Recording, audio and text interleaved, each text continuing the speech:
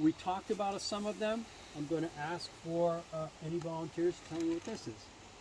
Milky. Milky, which one? Deceptive milky. Good. Lactarius deceptivus. Right. Just to review a couple. Okay. We talked about this one. The seafood smelling one. Russula compacta. And it stains brown. See? Has that yum, not odor, and stains brown. We talked briefly about the red russulas, another 3-pepper hop, of which we actually have a couple of different species. Okay? And I'll point out, and you can kind of see that, right? The difference in color. Okay? And another way to test, of course, is to do the taste test. See if it's a 3-pepper Are they hop. actually good after you boil them 3 times? They are. They are. And then we have another russula that's a little different. Notice how in this one you can peel the cap cuticle back. It's kind of this covering that peels back. You can't do that with compact russula, but you can do it with these red ones and these purple ones as well. Again, this one's about a 2-pepper hot. Okay, so russulas and milkies. Here's a big group right here, or I should say larger russulas. This one is very easy to identify because it has red stains that turn black. So if it's been freshly bruised, it's bright red, and then slowly that oxidizes to a black color. In extreme age, you end up with a completely black mushroom. And whereas this one doesn't have fruiting bodies on it, there is actually another mushroom that is starting to form that will grow on this mushroom. Only this one. They don't waste time. No, they don't. And then, and it was funny because I took a picture of this yesterday. This other mushroom that's growing on it, it gets parasitized by a mold. So you get this mushroom and a mushroom and a mushroom.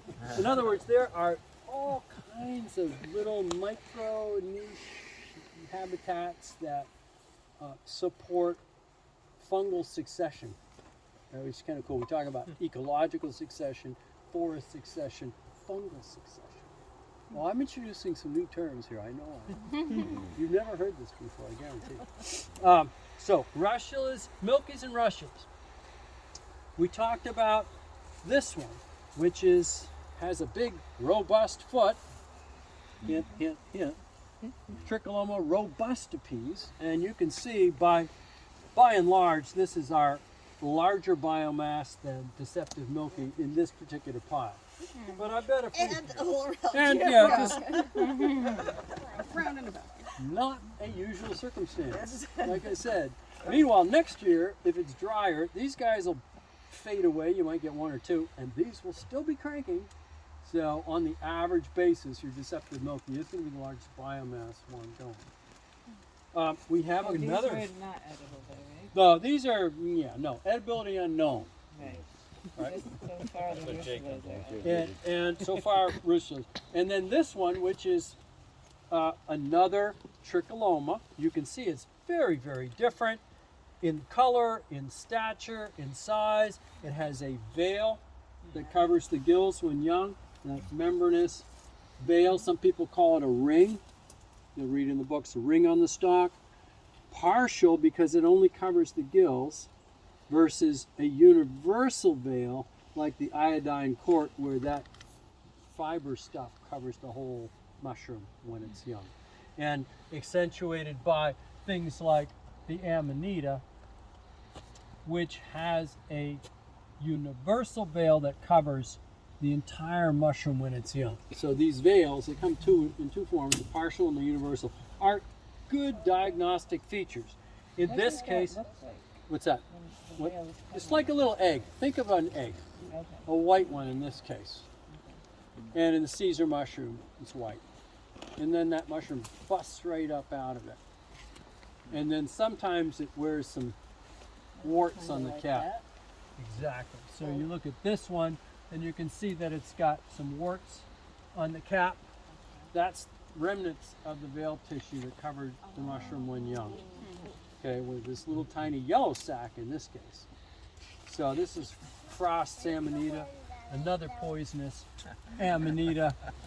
We've got a couple of good examples we'll talk about in a minute. But we're just still here in the Tricholoma group.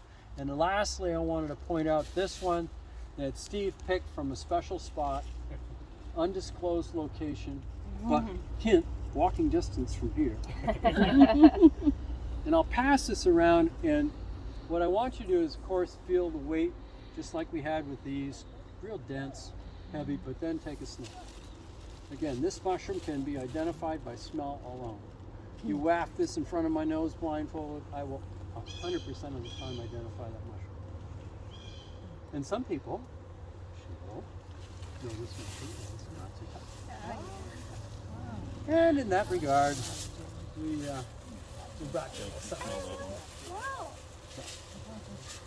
Yes, yes, these two. Yeah, little buttons, little babies. Yeah. Not too tough. That's the little one of that one. That's the little one of that one. Exactly. It's called a matsutai. Not too tight. Yes. Yes, it is. Thank you very much. And I don't always get them. Like last year, they didn't come up at all. Yeah, it was really a poor year. Does that have a So- look-alike that? Matsutake has the closest look-alike that some people think it looks like this. Okay, and I can see where there's some resemblance, but this is so light. It's so dark. No odor. You know, really, it's hard to mistake in Matsutake. Is that like a double size Matsutake? No, that's the average. Okay. And the buttons that Shio has, those are smaller than average. Okay. And those, admittedly, Steve robbed the cradle. Those would have gotten a little bigger. But they're also extremely tasty when they're young. They are very, and in fact, the highest value on the market is on the buttons. So, for instance, if you're going to go to Boston and sell these, That's around with people stuff like that. that big one that's just barely open would be a grade 3 out of 6. If you have a button like that, that's a grade 1. Grade 1 Where's on the the, buttons? yeah, there's some buttons in there, unopened. Notice how there's dirt on the bottom and there's dirt throughout.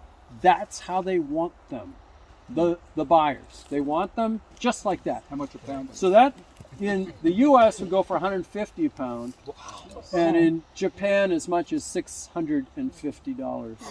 One is good. One is good, right? One is the high. One is the highest class. I know. I think I'd still be eating them. So if they say they're that good, then Yeah. I'd try Cook it. them and enjoy them. So yeah, You're better this way right here. as Hugh said, you can take that mushroom with the flavor and shave it over rice, grate it, just like a truffle, and it will impart that flavor to a rice dish or casserole of some sort. I know what I'm looking for. I cook these. We've prepared. I think my wife and I have cooked about 20 pounds so far, and I will cook it up and then freezer bags. Parboil, simple. We use sometimes a light vinaigrette or broth. Better if you use sake. Just saying. But you then prepare it, throw it in the freezer, and now you've got some mushrooms that you can add in to whatever dish you need to in the midwinter when these have long Did you gone to say sleep. you're rating it fresh or you cook it? I parboil it before I freeze it, and I think it does a better job because it allows the mushroom to cook a little bit, impart the liquid with that flavor, so when I reconstitute it afterwards, it's ready to go with full flavor. If you just smells like freeze fish. it, cut it up and freeze it, Okay. the texture actually changes because it doesn't have enough liquid in the tissue to swell and then contract. It actually dehydrates in the freezer, and so you want to have it with water. So that's just tricks of the trade in terms of how to preserve when you do get 50 or 100 pounds of something. Oh, can you get a picture of that? Yeah. So we're going to go to the next I got a picture of that. largely abundant and edible mushroom that many people I know eat. This is the honey mushroom. Okay. So notice how there's a reason why I call this the Dr. Jekyll and Mr. Hyde mushroom. It has nothing to do with the moon. These are the same. And yet, it's pretty hard to imagine that they are the same. And then it's even harder to imagine when you say that these are the same. Oh, wow. So that's one week of surgery. Yeah. That's what I mean. This is amongst the most variable mushroom out in our woods. And that's not even close. That's got brown spores. Whereas this one has white spores. How do I know that? Well, sometimes I can take a peek and look underneath and I'll see spore deposit on the lower caps. But otherwise, I can just take a cap off, put it on paper, put a glass or bowl over it, and let the spores fall onto the paper. Helpful to have dark colored paper with white spores. But nonetheless, as a white spored mushroom that's clustered, has a ring on the stalk, okay, and then typically yellowish hairs at the base. Little tiny yellow hairs at the base. That's common. Even in these darker colored ones, you can see yellowish hairs at the base. Okay. And that will help you identify honey mushroom, which is otherwise a variable mushroom that most people agree is very sweet, has sort of a sweet, nutty flavor, has great texture, not too hard, not too soft, does well in the fry pan, takes up flavor as you give it, and only makes 1 in 20 people sick. And Rick's one of them. And I'm one of them. So as Steve's heard me tell the story, I tried this mushroom for the first time. It was 1981, and I really loved the taste of it. And I had so much of it. I had a big cluster that I froze it. And I didn't know what I was doing. I just chucked it in the freezer. So then that first time I got just raunchy sick. And I was like, okay, there was something growing on it. I didn't cook it enough. I tried it again. Now you would think after 2 times that clunk, it is probably not good to eat, but I love the taste. I tried it 3 times. You're out. So yeah, I can't eat. Would have quit after one. Yeah, I know. Most people would. Does it have any lookalikes? It does. There are 14 different species of honey mushrooms in North America that we know of so far, and some you can't distinguish except by DNA. That being said, they're all honey mushrooms. Now, I have eaten honey mushrooms in San Diego, and they were almost pure white, but they still had the same features, the blackish hairs, the yellowish tomentum, a ring on the stalk, that they were almost pure white. And I was fine with those, and let me tell you, that was the sweetest mushroom I've ever eaten. So if you're in San Diego, in the winter, when there's some rain, and you see honey mushrooms growing at the base of some chaparral shrub, pick it and eat it because it's delicious. Anyway, I encourage people to try this, and if so, you want to try it, that's about all you want to do. Believe me, you don't want to overdo it like I did. 1 at a time, just enough. Then you'll know. You get a little gassy stomach, you get maybe a little nausea, loose stools, you know, the fun stuff. But if you don't, as 90% of the people will not, 95, then you've got yourself hundreds of pounds of mushrooms in any given year because it's one of the most abundant mushrooms in the fall. Right? It's growing in a giant thing out of a tree. These are full grown. You can see how the cap is starting to uplift. These, well, you can cook them at any stage, but they are on wood, parasitic or saprophytic, sometimes buried under the ground wood, as I'm sure I just picked some that was growing right here, so the wood's underneath. But otherwise, on a tree, typically near the base of the tree, and can be, well, I took a picture.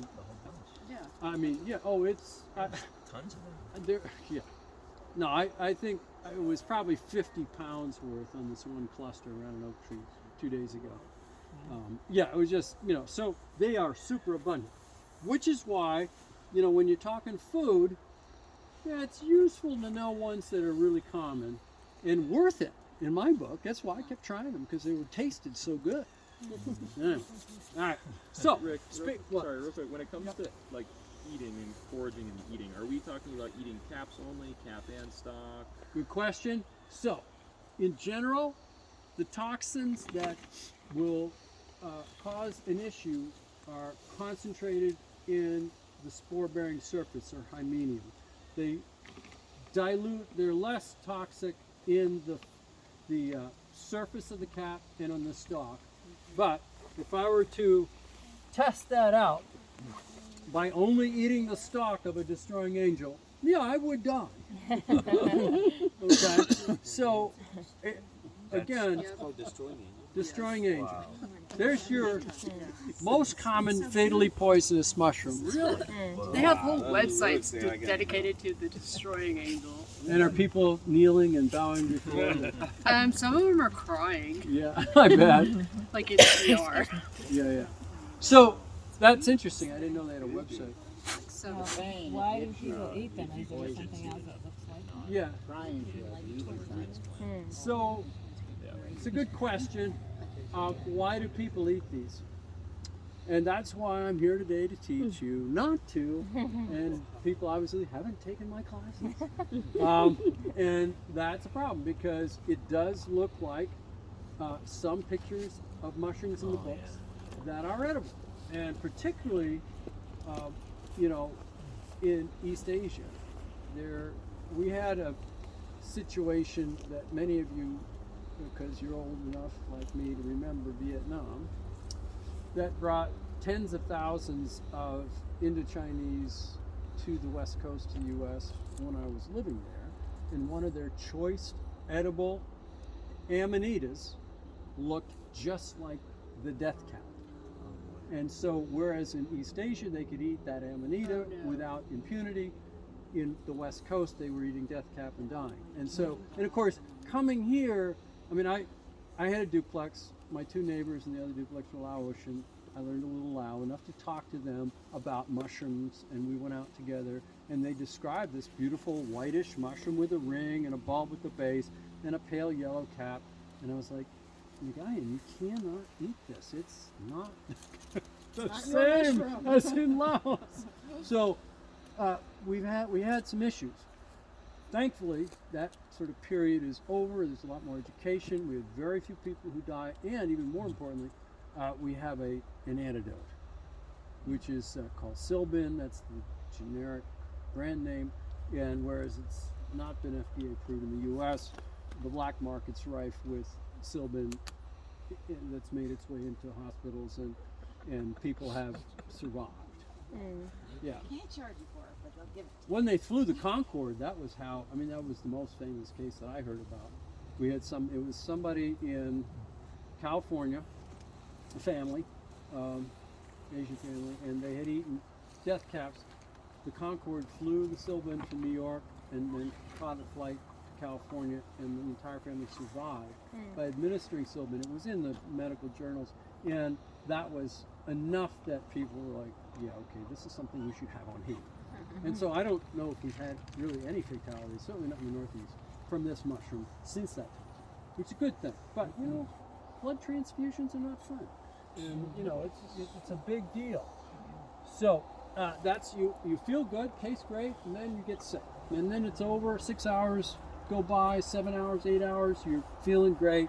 Meanwhile, the cyclopeptide toxins going through your liver, not your kidneys, your liver, is digesting the cell walls in your liver. And you die of internal bleeding within 24 to 48 hours. So you don't even feel sick for the first couple hours? First couple hours you do. You don't feel sick initially. Most people, onset of symptoms is between 1 and 4 hours. Yeah. It varies. How much did you eat? How big are you? Are you kids? Whatever. So, yeah, anyway, that's the nature of amatoxins, which is our group 1 toxin, the most toxic group of fungi. We have about 6 species that are common in the Northeast that have amatoxins. We haven't seen, interestingly, here's one of the ones, Gallerinus is not here. All right, so we haven't had a hard frost. I've seen Gallerinus, but there's nothing here that's our number 2 most common amatoxin containing fatally poisonous mushroom. It's not here yet because we haven't had a hard frost, but it will be. I guarantee we're going to have a bazillion of them as soon as that frost hits. And it will go right on through to Thanksgiving. So don't eat little brown mushrooms. Right. You psilocybin hunters. That's how people mostly got sick, and we learned about galleritis. They say, "Oh yeah, man, that's cool. It's a little brown mushroom outside. Oh, cool." You know, and then boom, they're dead. And so we have an issue. That was a hard transition. Yeah, really harsh. All right, so let's move into boletes because that's another big group of normally edible, very famous edible mushrooms. Anybody here eat porcini? Yeah. So that's a bolete. And boletes are characterized by these spongy bottoms. Okay? Spongy bottom. Right? And in fact, you can take the spongy part and kind of peel it back with your fingers and get rid of it because you really don't want the slime factor. Right? I mean, Suillus is slimy to begin with. But if you try and cook up these tubes, what they call the tubes, wow. May as well get a straw out and pretend you're sucking snow because it's really slimy. Oh yeah. So this is a bolete, and we have several different types of boletes in this pile. You'll see the most common is the painted Suillus, the one I just pointed out. Very, very common. It grows only under eastern white pine, so you can predict where it's going to occur. It's probably the most common bolete in the Northeast. I can't eat them. I'm allergic to Suillus pictus, or now Suillus spraguei and painted Suillus. So again, we have to, with the bolete group, just like with some others, be cautious when we want to try and eat a bolete. So we have in the slimy, I'm sorry. No. So for instance, here's the painted Suillus versus the granular Suillus or dotted stalk Suillus. Suillus granulatus, Suillus pictus or spraguei, two different Suillus. This one, true to name, has a slimy cap. Okay, this one will stick. I like this one. Okay, I like the dotted stalk Suillus, but I tend to dry it because that two things it does. You dry a Suillus, you slice it up, dehydrate it, whatever, dry it. It will concentrate the flavor. You can store it for years, and then when you reconstitute it, you put it in a soup or a stew or a sauce. Whoa, it's really flavorful. And you don't need much of it. This would be enough for the whole family, right? So that's how Maggie soups, Swiss-based Maggie soups, mushroom soup, they use Suillus, not this species, but another one. Maggie soup, mushroom soup, Suillus. So it's widely used. It's widely commercially used. All right, you get into some boletes that are nice and meaty and tough, and boy, I can't make this taste good. I just can't. No amount of garlic is going to change my mind. I will not try and eat this again. Nice mushroom. Lilac stem bolete, super, super common. First one I saw was in May this year. They were out way early. And then all the way through the summer, October, I mean, it's ridiculous how common the lilac stem bolete is. And what a shame. But we have, not to be defeated, we have things like the orange cap bolete. Orange cap bolete. Notice orange cap, more or less. Reddish orange, whatever. Notice, not pure white. Okay? Notice when you touch it, it stains a color. And in fact, it stains a color on the pores or tube mouths that is different than the color that stains at the base of the mushroom, as you can see, kind of reddish, right? More like this kind of fuscous gray, reddish at the base. I know this to be an edible. I like this mushroom. The stem is the take-home part. That's got the slime factor going on. Of course, this one's kind of young. This one's a teenager, so not too bad. In this case, the younger the better. Abigail's age would be perfect, sliced up and fried. But as it gets older, you want to take the tube mouths off, like I showed you with Suillus. In this case, the genus Lexinum, for scaber stalk. Lexinum, you saw this one. Remember the species? Aurantiacum, which means goldenish. Lexinum aurantiacum. Yeah, but You're my excuse, Dan, to throw out some Latin. So, in any case, this is a nice edible, and it's super common all summer long. Fall, here we are, boom. So, notice how it may look like another mushroom. Gee willikers, but that's gilled, that's poured. That's a problem. Oh yeah, this is the bracelet court, which belongs up there with the other bracelet courts. It's not even a bolete. Notice how this one has a bluish stain to it. Another Scaberstock. Very different color, obviously. Kind of has this bluish green thing going on. This is the birch Scaberstock, which I like. And even though this looks like it's over the hill, look at the flesh. Wow. It's still good. The flesh is still good. No bugs. Amazing, right? And the best part is the stem, right? If you're eating boletes and yeah, okay, porcinis, little bit different. But the cap flesh in a porcini is nothing as good, in my opinion, as the stem. So even in these bolete groups, the stem's going to be your firmest, most flavorful. Well, I should say the texture's really good. The flavor you're going to still get out of the cap. So a couple little bolete things. And again, we've got many species. You do need to know what the species is. Here's one that is a bolete.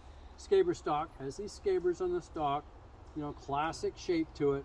I don't know what the species is. Am I going to eat this? No, not at all. When in doubt, throw it out. Simple rule of thumb. Okay. Boletes. All right. I'll go through a few more. We're about at 11:45, so getting close to when we want to have lunch. Because I don't know about you, but I'm getting hungry. Yeah. So there were a whole bunch of these, and I saw the same color on there, and I just wondered Yes, if no. it died or No. even the gills are. Oh yeah. So, what you have picked is a milky mushroom, right? Gills. Yeah. Gives off milk, and you can test that sometimes. This is getting so old it may not give off that orange-red gill, juice rather. But when you oxidize the mushroom, it stains greenish. That's the nature of this particular Lactarius. When you oxidize this one, it stains reddish. When you oxidize this one, it stains kind of a dark brownish. You see? So different species, different oxidation reactions, different colors. How do you oxidize it? Well, the easiest way is to injure it. See what I did with the bolete? I scored the stem just to see if there was any color reaction. I had to wait a little bit, but the reaction comes. In this case, it's just age. Oh, okay. Yeah, it's sort of like we all kind of change color when we get older. So what about this Lose our one hair. here? What does that mean?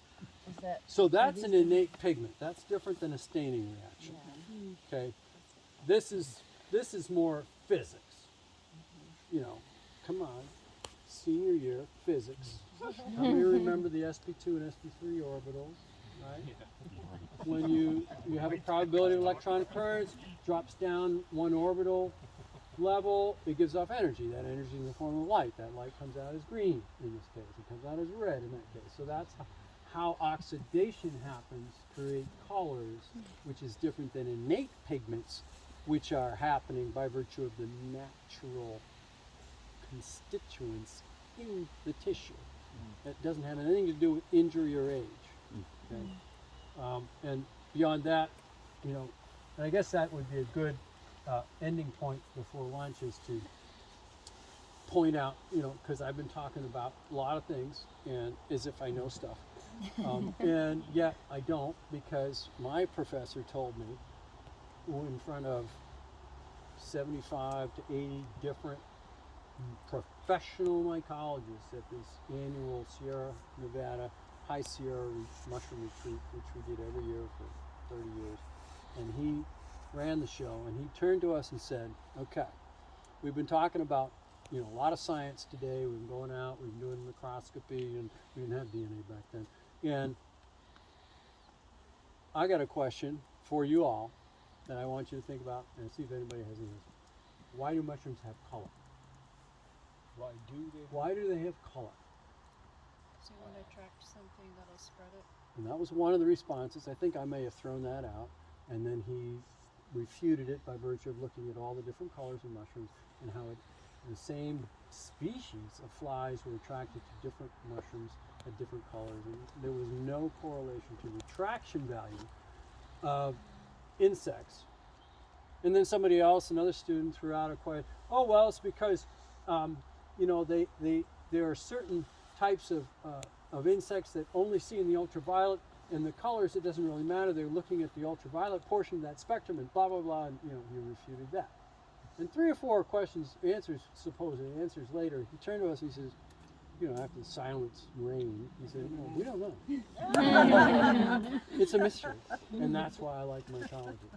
Mm. There's a lot